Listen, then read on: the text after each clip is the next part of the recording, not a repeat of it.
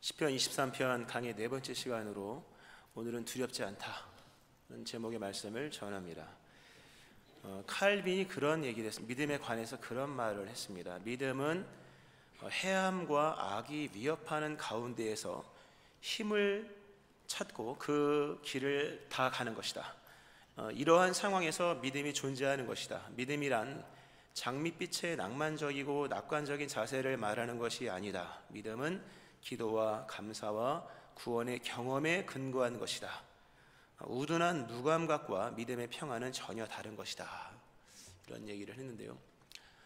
믿음은 고요한 중에, 또는 믿음은 평안한 중에, 또는 장밋빛 그 정원에서 하는 것이 아니라 오늘 본문이 말씀하고 있는 것처럼 사망의 음침한 울작이 해를 두려워할 수밖에 없는 그런 위험한 상황, 어디로 가야 할지 알 수 없는 그런 좁은 협곡 같은 데에서 거기서 누리는 평안이며 거기서 얻는 확신이라고 말씀을 하고 있는 것입니다.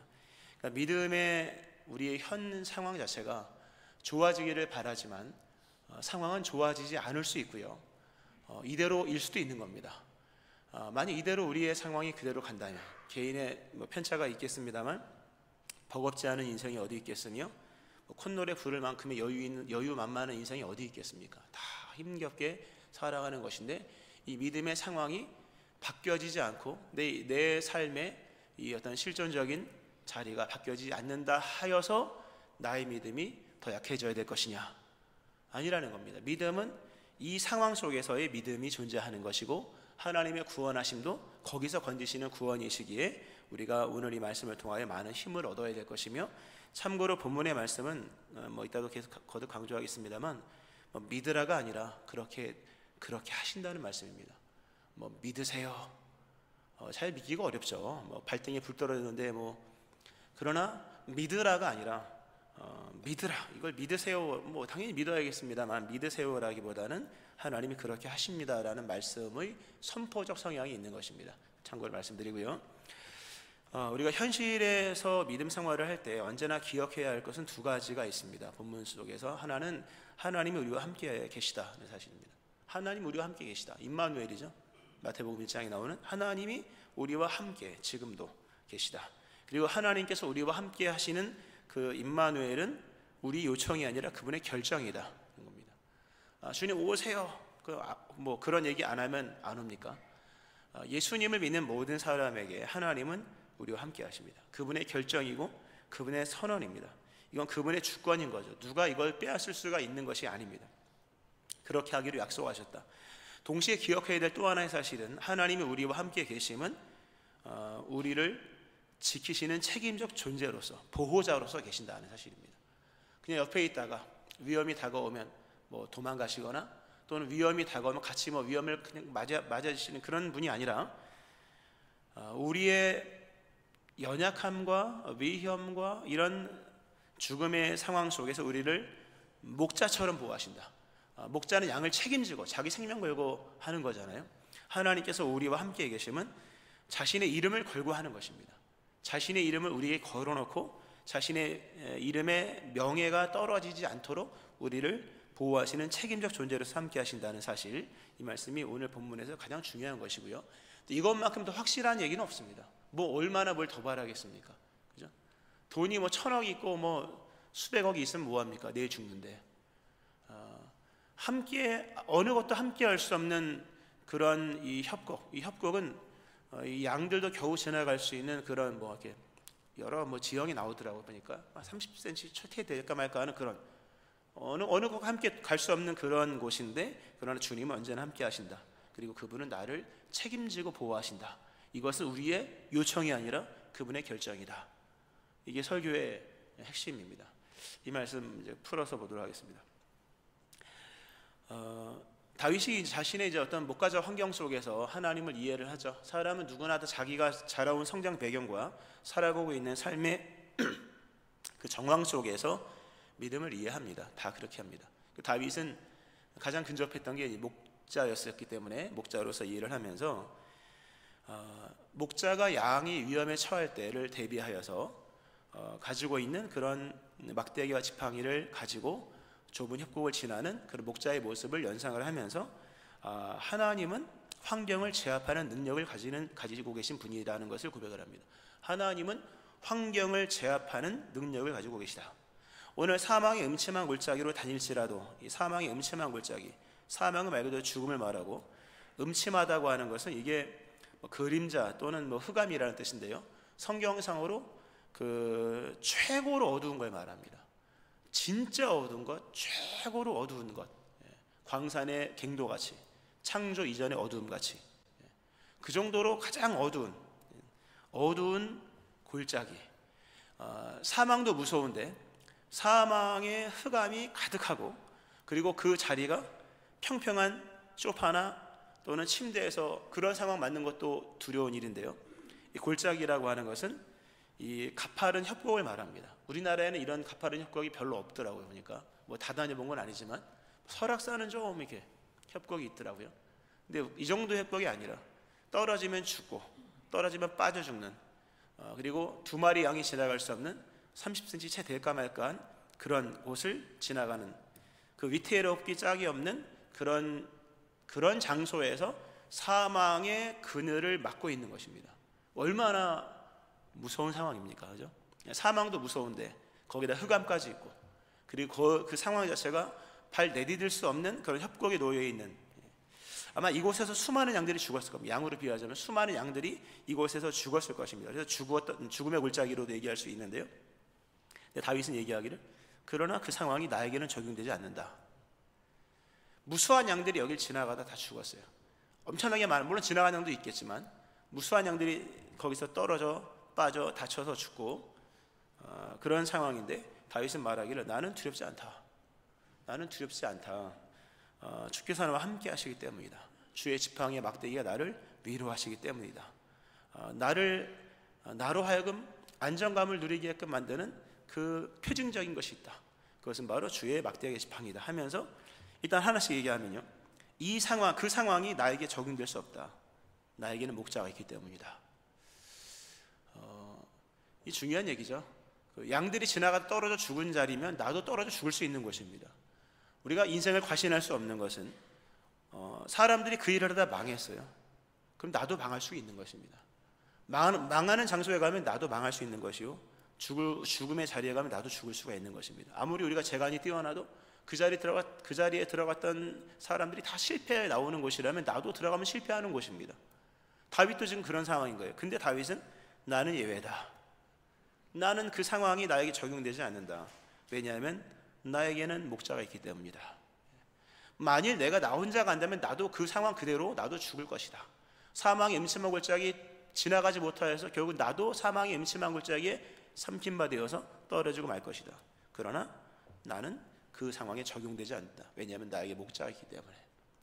그러니까 하나님이 함께 하신다는 의미가 얼마나 큰 의미인지를 아셔야 됩니다. 하나님이 우리와 함께 하시면 얘기는 달라지는 거예요. 혼자 갈 때 얘기와 하나님 우리와 함께 가시는 이야기는 다른 것이다. 우리가 시편 91편 아까 그 교동문 얘기했었죠. 교동문 낭독했는데 1000명이 내 왼쪽에서 10,000명이 너희 오른쪽에서 엎드러지나 이 재앙이 너에게 가까이 하지 못하리로다. 왜? 우리가 지존자의 은밀한 곳에 거하며 전능자의 그늘 아래 거하기 때문입니다. 할렐루야. 옆에서 1000명이 죽어요. 옆에서 10,000명이 엎드려져요. 그럼 나도 1000명이 넘어요. 확률상 나도 엎드려지는 게 맞는 것이요, 10,000명이 쓰러졌으면 나도 쓰러져 죽는 것이 당연한 것이지만 그건 일반적인 이야기고요. 우리 일반이 아니잖아요. 지존자의 은밀한 곳에 거주하고 전능자의 그늘 아래 거하는 자들이기 때문에, 즉 하나님이 우리와 함께 하시기 때문에 1000명이 10,000명이 엎드려지는 상황이 양쪽에서 일어난다 할지라도 오늘 나에게는 그 상황이 일어나지 않음을 본문은 말씀하고 있는 것입니다. 왜? 하나님이 우리와 함께 하시기 때문에. 그리고 그 하나님은 상황을 이기시는 전능자이시기 때문에. 오늘 이 목자가 얼마나 대단한지를 말씀을 하면서 목자에게 두 가지가 있다. 지팡이와 막대기. 원문상으로는 막대기가 먼저 나옵니다. 막대기와 지팡이인데요, 막대기는 재미있는 표현을 쓰더라고요. 양떼에게 달려드는 짐승들을 후려 갈기는, 재밌죠? 후려 갈긴데요, 작대기 혹은 곤봉 또는 망치입니다. 망치로도 번역이 됩니다. 어쨌든 끝에 철이 붙어 있는 것이라 망치로도 번역이 되고 곤봉으로도 또는 작대기로도, 근데 작대기를 후려 갈긴대요. 아주 뭐 통쾌한 표현이에요. 뭐 격퇴시킨다는 한자적 표현이고요. 막대기예요. 이거는 다른 용도가 아니라 짐승들 또는 도둑들이 들어왔을 때 그걸로 후려 갈굼으로 인하여 격퇴시키는 용도로 쓰여지는 거예요. 이것은 오직 양들을 위한 거예요. 지팡이는 큰 막대기죠. 뭐 일자일 수도 있고 뭐 이렇게 구부러질 수도 있고요. 양떼를 인도하고 양떼를 건지는 데 사용하는 그런 막대기인 것인데, 이 막대기와 지팡이는 목자가 가지고 있는 능력을 상징하고, 그 능력은 상황에 종속되지 않는 목자의 능력을 말하는 겁니다. 이 상황에서는 너무 당연한 결론이 나와. 이 사망의 음침한 골짜기를 가다가는요, 떨어져 죽든지 깜깜해서 길을 잃든지 어쨌든 죽게 되어 있는 것인데, 두렵지 않은 이유는 목자에게 그 상황을 능가할 수 있는 지팡이의 막대기가 있기 때문이다. 우리 하나님 우리와 함께 하시면요, 더 이상 우리는 상황에 던져진 존재가 아닌 거예요. 우리는 오늘을 살아가지만 오늘을 알고 산 사람은 아무도 없어요. 다 그냥 맞이할 뿐인 거예요. 내일을 계획을 합니다만 내일 계획이 언젠간 안 맞을 날이 올 거예요. 인생은 누군가가 얘기했던 것처럼 던져진 존재인 거예요. 던져진 존재 속에서 그냥 살아가는 거예요. 뭐 계획이 맞으면 계획대로, 안 되면 또 차선을. 그러나 목자가 함께 하시는 삶이라면 우리의 인생은 더 이상 상황이 주도하는, 우리는 던져진 존재로서 살아가는 존재가 아니라 능력 있는 목자가 상황을 뛰어넘는 결론을 우리에게 허락하심으로 인하여서 결국 우리의 삶을 환경이 결정하는 게 아니라 목자가 결정해 나가는 대로 되어지는 거예요. 하나님이 인도하시는 바대로 여러분의 인생이 결론 지어지는 거예요. 하나님은 전능자, 그 하나님은 인간의 역사 속에서 이미 결론 지어진 일들을 뒤바꾸시잖아요. 아브라함과 사라가 이 노년에 아이를 안을 줄 누가 알았겠냐 하면서 막 웃잖아요. 그건 거기 그 상황 속에 웃음이 나올 수 없는 상황인 것인데, 하나님은 인간의 역사 속에 이미 결론 지어진 일들을 바꾸시는 분이에요. 그런 거예요. 보면은 여러분의 인생은 세상적으로 결론이 나 있을 수도 있을 것이지만, 하나님이 우리와 함께 하심으로 환경을 제압하는 능력, 환경에 종속되지 않으시는 그분의 인도하심 속에서 우리에게는 하나님의 뜻이 이루어지는 거예요. 이것은 여러분에게 믿으라고 말씀하신 것이 아니라 그렇게 하신다는 선포인 겁니다. 믿는 은혜도 있기를 축원합니다. 믿어야 되는 거죠. 그러나 믿고 믿지 않고의 문제는, 이건 하나님이 결정하신 것이니까 우리가 설령 못 믿더라 할지라도 하나님은 우리를 인도하시는 거예요. 왜? 그건 그분이 결정하신 것이고 그분이 하시기로 책임적인 것이니까. 중요한 건 넘어가는 거죠. 다음 단계 넘어가면요, 그런 말씀이 있습니다. 그 다음 단계 넘어가서 이사야서 말씀을 한번 읽어드릴게요. 야곱아, 너를 창조하신 여호와께서 지금 말씀하시느니라. 이스라엘아, 너를 지으신 이가 말씀하시느니라. 너는 두려워하지 말라. 내가 너를 구속하였고 내가 너를 지명하여 불러나니 너는 내 것이라. 두려워하지 말아라. 내가 너를 지명했고 내가 너를 구원했고 너는 내 것이다. 네가 내 것이 되었다는 의미, 또 내가 너와 함께한다는 의미가 얼마나 다른 이야기를 만드는지를 들어봐. 네가 물 가운데로 지날 때에 내가 너와 함께할 것이라. 강을 건널 때에 물이 너를 침몰하지 못할 것이며, 네가 불 가운데로 지날 때에 타지도 아니할 것이요 불꽃이 너를 사르지도 못하리니 대전하는 여호와 네 하나님이요 이스라엘의 거룩한 이요 너의 구원자임이라. 할렐루야. 원래 물 가운데로 지나면 빠져 죽어야죠. 죽는 게 이치입니다. 불 가운데로 지나면 타는 게 이치인 것이고, 불꽃이 튀면 살라지는 것이 이치인 것인데, 물 가운데로 지나는 침몰이 안 되고 불 가운데로 지나는데 타지도 않고 불꽃이 우리에게 그슬리지도 못하는 거예요. 왜냐하면 우리가 하나님으로 말미암아 구속받은 자이고 하나님으로 말미암아 지명하여 하나님의 소유가 되었기 때문인 것입니다. 인생을 혼자 살아가는 사람의 결론은 뒤바뀌어지지 않습니다. 모든 사람의 일반인 거예요. 그러나 함께 하시는 주님과 동행하는 삶이라면 인생은 다른 이야기가 전개되는 것인데, 세상에 창조적인 질서와 무관한 창조적인 이야기가 나오는 거예요. 물 가운데로 지나는데 빠지지 않고 불 가운데로 지나 타지도 않는다면 이건 뭐 창조 질서도 뛰어넘는 이야기인 거죠. 왜? 창조주가 함께 하시니까.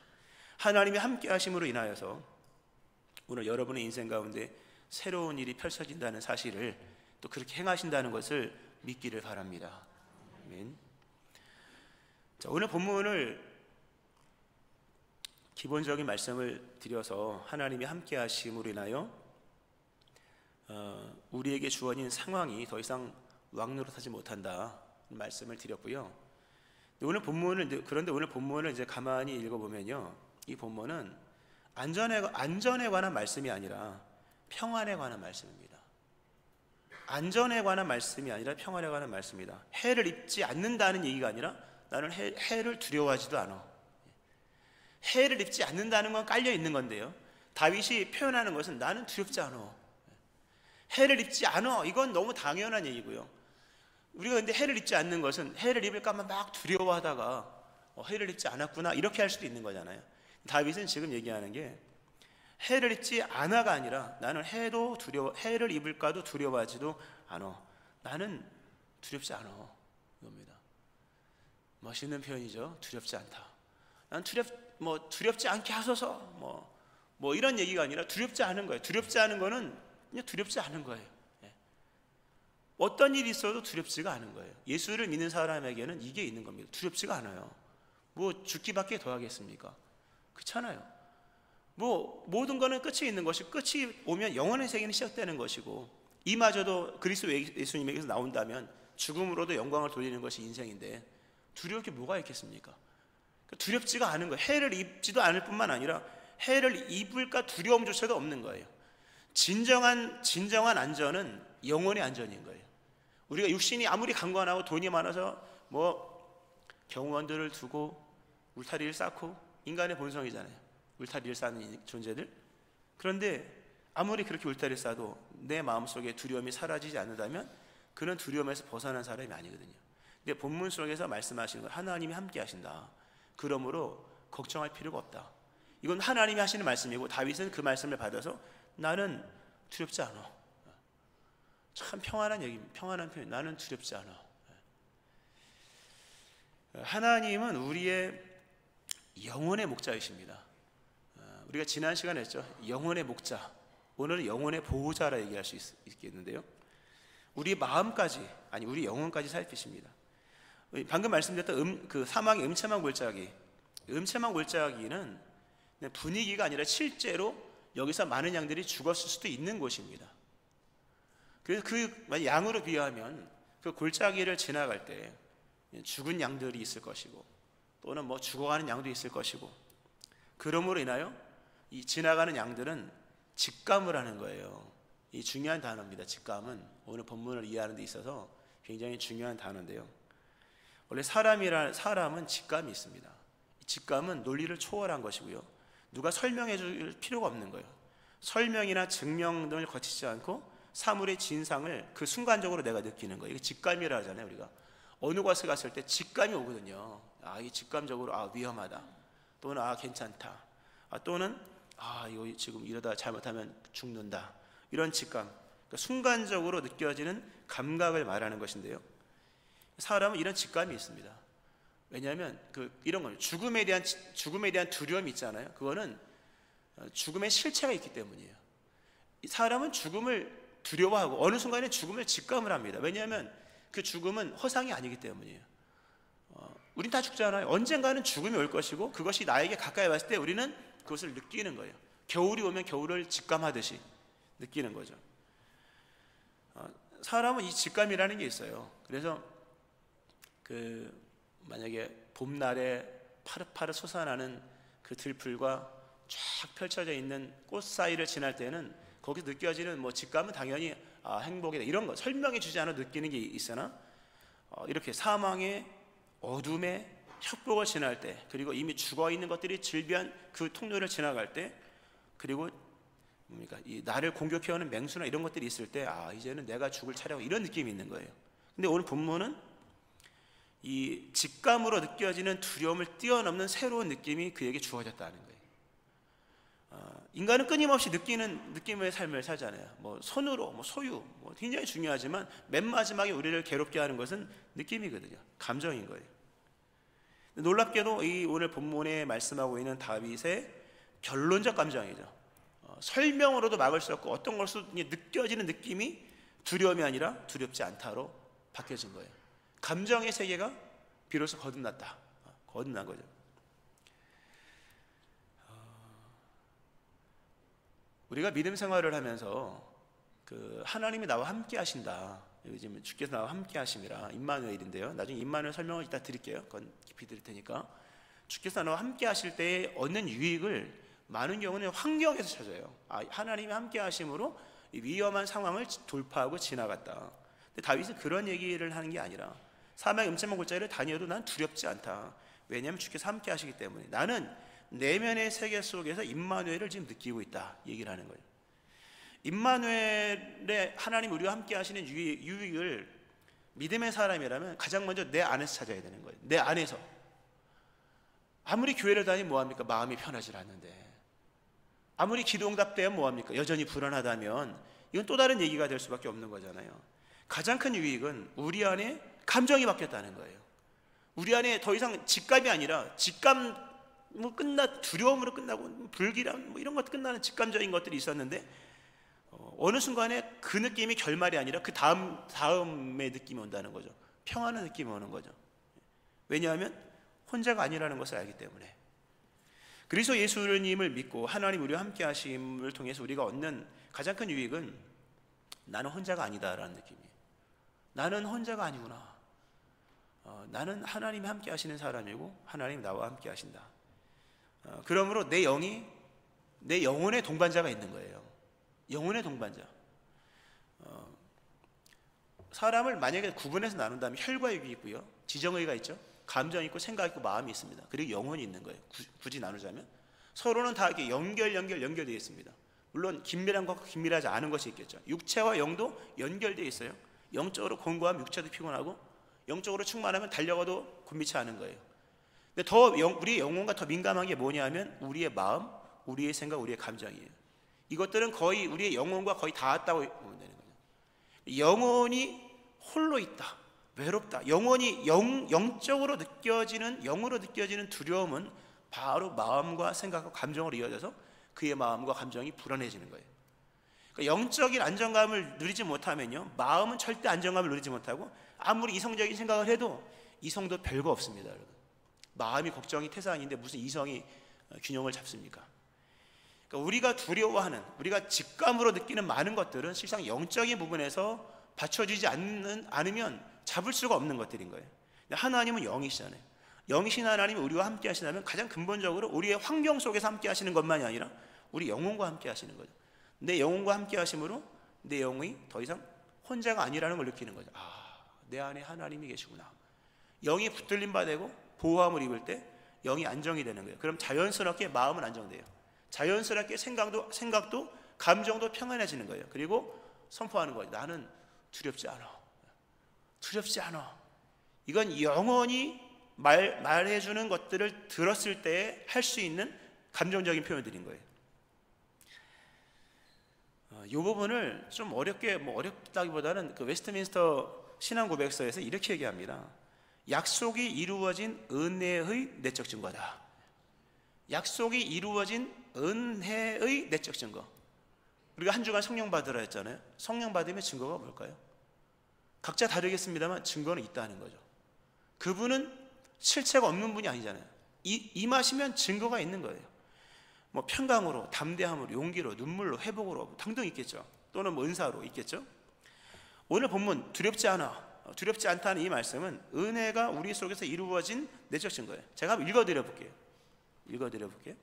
웨스트민스터 신앙고백서는 하나님의 은혜와 구원에 대한 확신에 대해서 이 확실성은 오류 있는 소망에 근거하여 억측하고 추측하는 확신이 아니라 억측하고 추측하는 확신, 난 안전해 다 거짓말이거든요. 그런 것이 아니라 구원의 약속에 대한 하나님의 진리에 근거한 약속의 진리에 근거한 오류 없는 믿음의 확신이며 약속이 이루어진 은혜의 내적 증거이며 우리가 하나님의 자녀임을 우리의 영에게 증거하시는 양자의 영의 증거다. 로마서 8장에 나오죠.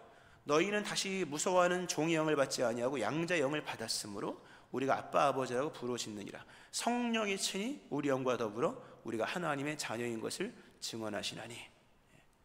성령이 친히 우리 영과 더불어 우리가 하나님의 자녀인 것을 증언하시는 거예요.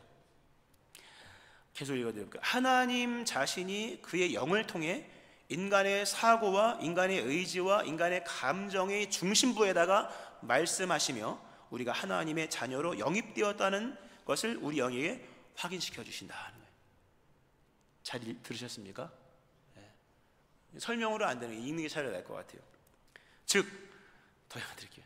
하나님의 은혜와 구원에 대해서 성도가 가지는 확신은, 두려움 없다는 확신은 하나님의 말씀에 근거하고 있으며 성도 안에서 이미 약속이 이루어진 은혜의 내적 증거임의 성령의 증거라는 것이다. 깨닫고 믿기를 축원합니다. 두렵지 않아, 두렵지 않아, 두렵지 않아. 두렵다는 얘기입니다. 두렵지 않아는 그냥 느껴지는 거예요. 그분이 우리 안에서 말씀하시는 거예요. 영이 두렵지가 않은 거예요. 두렵지가 않으니까 두렵지가 않은 거예요. 이건 환경의 문제도 아무런 환경이 사망의 음침한 골짜기가 배가 됐다 할지라도, 나를 공격하는 무리가 에워싼다 할지라도, 바산의 암소리를 둘러싼다 할지라도 평안은 거기 있는 게 아니라 결국 우리의 심령 안에 있는 거예요. 주께서 우리와 함께 하심이라. 하나님이 함께 하실 때 우리 영혼은 보호함을 입으며 그 안에서 우리는 두렵지 않으라는 말씀을 할 수 있는 거예요. 중요한 것은 거듭 말씀하지만 믿으라가 아니라 그렇게 하고 계시다라고 하는 거예요. 할렐루야. 자, 지금부터 이제 말씀을 정리를 하면서요, 국어 시간을 처럼 한번 해보게요. 국어 잘 못했습니다만 국어 시간처럼 말씀을 좀 분해를 할 텐데요. 오늘 본문이 이게 이제 좀 원어적 해석을 하면 이렇게 나와요. 비록 나 흑암의 골짜기로 걸을지라도 나 재앙을 두려워하지 않습니다. 왜냐하면 당신께서 나와 함께, 이렇게 끝납니다. 함께 계시기 때문입니다. 이렇게 끝나거든요. 이걸 원문으로 읽으면 맨 마지막에 주의 지팡이 막대기는 빼고요. 그건 나중 앞부분 설명했으니까요.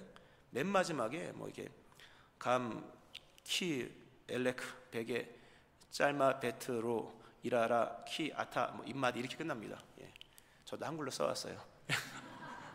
배우긴 다 배웠어요. 근데 다 잊어버렸습니다만. 어쨌든 맨 끝에가 뭐냐면 나와 함께 하심이라가 입마디로 끝납니다. 입마디로 끝나거든요.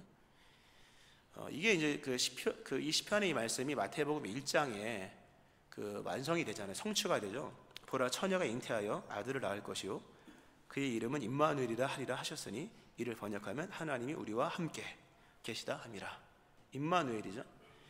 임마누엘 하면 임 함께고요. 마누 우리, 엘 하면 하나님이죠. 하나님이 우리와 함께. 근데 임마디 하면 하나님이 나와 함께. 임마누엘이에요. 근데 이게 어떻게 번역을 해야 되냐면요, 하나님이 우리와 함께 계시다로 번역을 해야 돼요. 마태복음 1장에서는 하나님 우리와 함께 계시다로 번역을 해서 참 잘했어요. 본문은 하나님 나와 주께서 나와 함께 하시다. 사망의 음침한 골짜기일지라도 해를 두려워하지 않을 것은 주께서 나와 함께 하심이라 이렇게 했습니다만 정확한 표현을 말하면 함께 하심이 아니라 함께 계심이라 이렇게 해야 됩니다. 국어 시간 같이 설교한다 그랬죠. 지금 하시다가 아니라 계시다라는 뜻이에요. 이게 함께 하시는 것과 함께 계시는 것은 완전히 다릅니다. 표현이 이게 원문을 가지고 얘기를 하는 겁니다. 함께 하심은 동사적 표현입니다. 함께 하다 하면 동사입니다. 그러나 함께 있다 또는 함께 계시다 이건 형용사입니다. 있다는 국어 선생님 계신가요? 함께 하시다 이건 동사적이에요. 동사는 뭐냐면 사물의 동작이나 작용을 나타내는 거예요. 동작을 나타내는 거예요. 근데 계심은 뭐냐면 형용사적 이해입니다. 사물의 상태, 성질이 어떠함을 설명하는 거예요.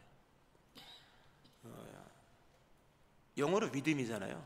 위드미는 동사가 아니라 형용사적 표현이잖아요. 이게 지금 하나님이 주께서 나와 함께 하심이라가 이게 동사가 아닌 거예요. 동사를 얘기하는 게 아니라 형용사적 표현인 거예요. 즉 그분이 나와 함께 하심으로 나의 상태가 바뀌었다는 거예요. 나의 성질이, 나의 환경적 의미가 바뀌었다는 의미인 거예요. 동사를 얘기하는 게 아닌 거죠. 그러니까 예수님이 마태복음에서 보면 13장에서 보면 천국을 말씀하실 때 형용사적인 변화로서의 천국을 얘기하십니다. 또 비유를 말씀하실 때 천국은 마치 여자가 가루 서말 속에 갖다 넣어 전부 부풀기한 누룩과 같으니, 이거는 변화의 어떤 그 동사적 관점이 아니에요. 초점은 변화시키는 역동 이런 거 물론 있겠지만 초점은 뭐냐면 형질이 바뀌었다는 거죠. 형용사적인 부분에서 바뀌었다는 거예요. 상태와 성질이 바뀌었다. 누룩으로 말미암아 밀이 다 누룩처럼 되어버렸다. 하나님이 우리와 함께 계시다, 하시다가 아닌 거예요. 물론 하나님 우리를 사랑한다는 건 당연히 동사적인 표현이지만 계시다는 의미는 하나님에 대한 형용사적 이해입니다. 형용사적 이해. 예수님께서 오셔서 임마누엘을 성취하신 거죠. 하나님이 우리와 함께 하시다는 것을 이루셨잖아요. 이루심으로 우리에게 주어진 일들은 뭐냐면 우리의 삶에 대한 형용사적 이해가 바뀌었다. 더 쉽게 설명해 보면 죄를 지은 인간에게 일어난 일은요, 동사적 변화가 아닌 거예요. 형용사적인 변화잖아요. 인간이 죄를 지었을 때 가장 먼저 일어난 것은 뭐냐면 본질상 진노의 자녀가 되었다는 거예요. 본질이 바뀐 거예요. 인간의 동사적인 부분이 바뀐 게 아니라 본질상 진노의 자녀가 되었다. 에베소 2장 3절에 말씀한 형용사적 변질이, 인간의 속성이, 인간의 본질이, 인간의 상태가, 인간의 환경적 의미가 다 바뀌어진 거예요. 외형은 똑같아요. 외형은 똑같습니다. 그러나 죽음이 들어왔다. 죽음은 인간의 모든 속성과 형질을 바꿔버렸다. 우리가 인생을 살면서 너무 동사적으로만 하면 안 됩니다. 성령도 마찬가지예요. 성령은 동사적인 힘만을 말하는 게 아니라 우리 안에서 존재를 변화시킨다고 말씀드렸죠. 성령과 존재의 행복, 갈라디아서 말씀했던 것처럼 우리의 인생을 동사적으로만 얘기하면요, 자꾸 힘만 따라갑니다. 힘만 따라가요. 힘만 따라가다가 그 힘이 악인지 선인지도 구분하지 않은 채 강한 것만 추구하다가 동사는 뭡니까? 열심히 뛰어야 되고 빨라야 되고 이런 거잖아요. 동물적인 거잖아요. 그런 것만 추구하다가는 어느 순간 내가 악인이 되어가는 거예요. 형용사적인 부분에서 형용사적인 인생의 의미 속에서 잘못된 일들이 일어날 수 있는 거예요. 우리 하나님께서 우리와 함께 하신 의미 중에 가장 큰 복이 뭐냐 할 때 우리를 거룩하게 하셨다. 거룩은 동사가 아니잖아요. 거룩은 속성의 변화인 거잖아요.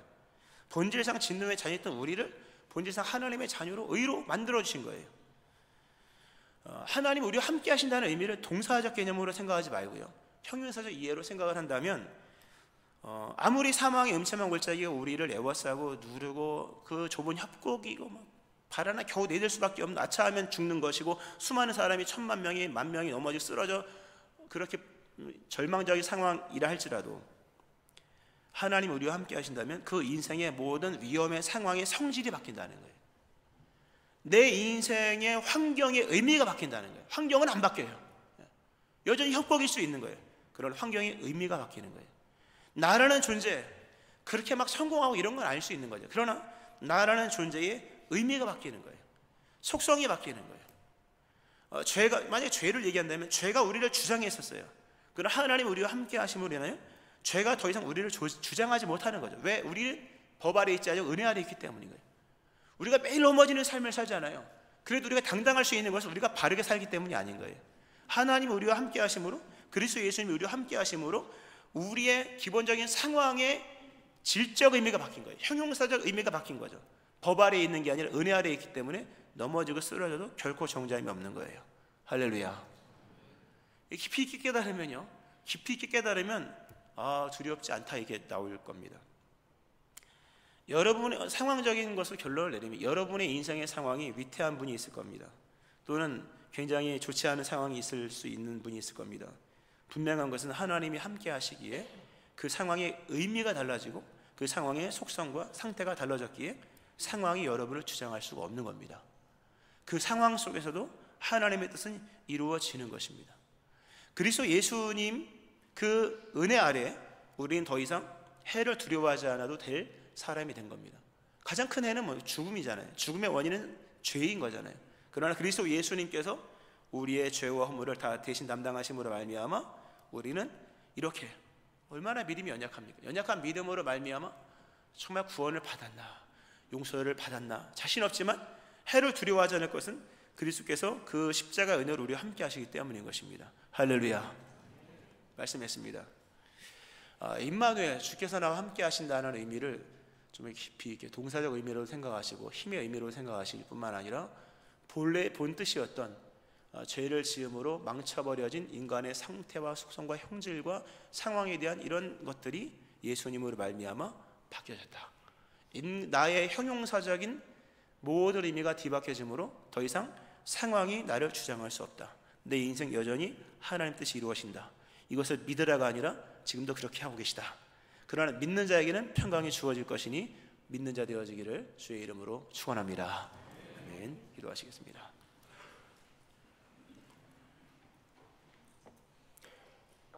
사망의 음침한 골짜기를 다닐지라도 해를 두려워하지 않을 것은 주께서 나와 함께 계시기 때문임을 고백합니다.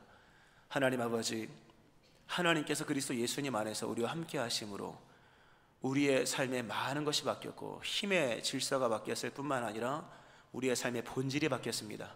상황이 우리를 주장할 수 없으며 우리의 삶의 의미가 바뀌었습니다. 우리의 형편은 달라지지 않을 수 있고 또 우리의 상황도 달라지지 않을 수 있으나 상황의 의미가 달라졌고 상황의 속성이 달라졌습니다. 더 이상 사망이 주장할 수 없고 죄가 우리를 주장할 수 없으며 이 위험한 상황이 우리에게 위험한 결론을 낼 수 없음을 믿음으로 고백하며 나갑니다. 우리에게 그렇게 행하시는 하나님 아버지, 하나님의 선포를 받아들이고 이제는 믿는 자가 되기 원합니다. 모두가 다 믿는 자 되게 하시고 두렵지 않음을 고백할 수 있게 하여 주옵소서. 감사드리며 예수님 이름으로 기도합니다. 아멘.